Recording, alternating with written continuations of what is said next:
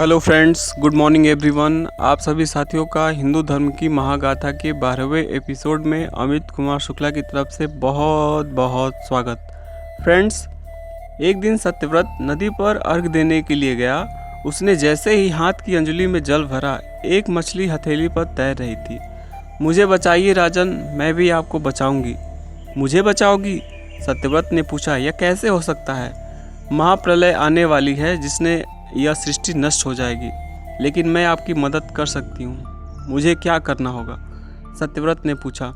मुझे राक्षसों से बचाइए, मछली ने कहा। यह प्रकृति का नियम है कि बड़ी मछली छोटी मछलियों को खा जाती है, इसलिए आप मेरी रक्षा कीजिए और मुझे बड़ा होने दीजिए। सत्यव्रत उस मछली को अपने साथ घर ले गया और उसे एक मटके में डाल दिया, लेकिन अगले ही दिन सुबह वह मछली मटके जितनी बड़ी हो गई।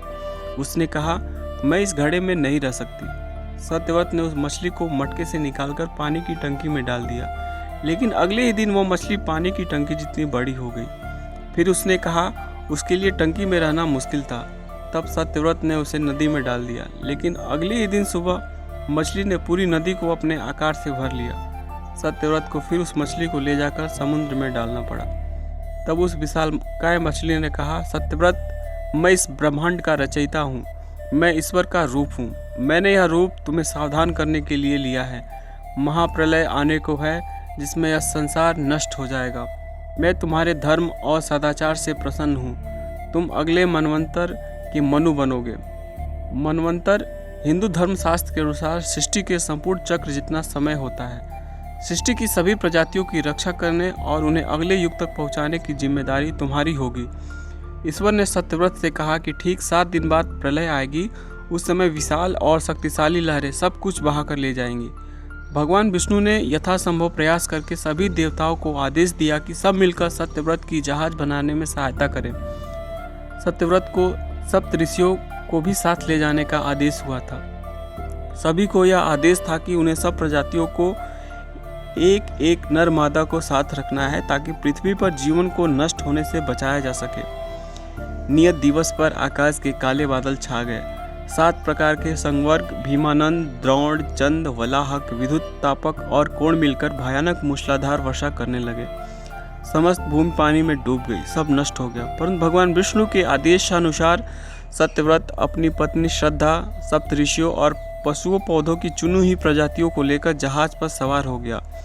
वह जहाज पर्वत जैसी ऊंची लहरों को चीरता हुआ आगे चल पड़ा। वह जहाज भगवान विष्णु के मत्स्य अवतार के साथ बंधा था, इसलिए वासुकी नाग ने रस्सी का काम किया।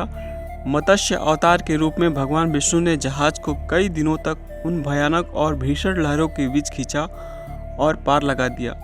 प्रलय में सब नष्ट हो गया, केवल धार्मिक और सदाचारी लोग बच पाए। काल चक्र इसी तरह काम करता है।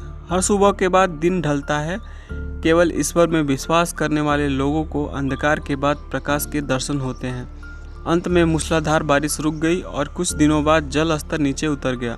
लोग धीरे धीरे उस जल समान बंदगिरी से निकलकर जमीन पर आ गए। ईश्वर के वचनानुसार सत्यव्रत, वैवस्तु, मनु और उनके साथ आए समस्त लोग जीवित बच गए। उन्होंने सृष्टि की रचना का आरंभ कर दिया। कल्पना कीजिए कि उस महाप्रलय से बचने के लिए उन प्राणियों ने भगवान से क्या प्रार्थना की होगी।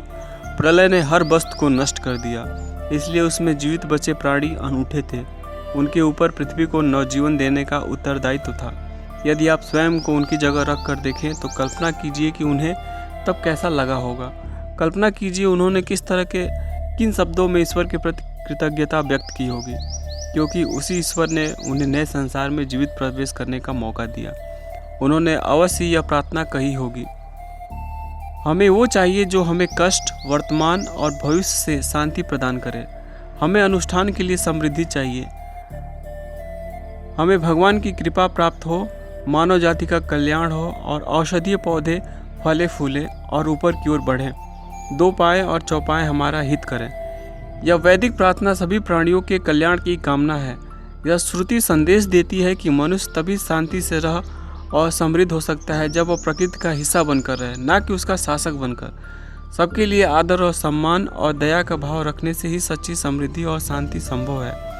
यह बताने के बाद कि सिंधु सरस्वती सभ्यता ने भारतीय समाज को आगे बढ़ाया और उसके कारण बाहर से गतिरोध पैदा नहीं हुआ, जैसा कि आर्य आक्रमण सिद्धांत बताता है। प्राचीन वैदिक समाज और सिंधु घाटी की विकसित सभ्यता को आपस में जोड़ना आवश्यक हो जाता है। इसलिए हम यहाँ समाज के उद्भव के विषय में अपनी अवधारणा प्रस्तुत कर रहे हैं। यहाँ सुनाई गई कहानी उस महाप्रलय का हिंदू दृष्टिकोण है। हालांकि विश्व के सभी प्रमुख धर्म इस कहानी को अपने अपने ढंग से सुनाते हैं, जहाँ न्याय के रूप में महाप्रलय ने पूरी सभ्यता को नष्ट कर दिया। प्रत्येक कहानी में कुछ चुने हुए लोगों को ईश्वर ने जीवित रखा ताकि वे इस धरती पर नए जीवन को आरंभ कर सके। बाइबिल में वह नोवा, बेबीलोन में गिलमेश और यूनान माइथोलॉजी में वह प्रोमीथियस का पुत्र था, जिसे इस महान काम के लिए चुना गया था। उसने भी बड़े से जहाज का निर्माण किया, लेकिन यह हमारा ध्यान एक नई सृष्टि की व्यवस्था पर है जिसने हमारे समाज को विकसित करने में मदद की है। फ्रेंड्स,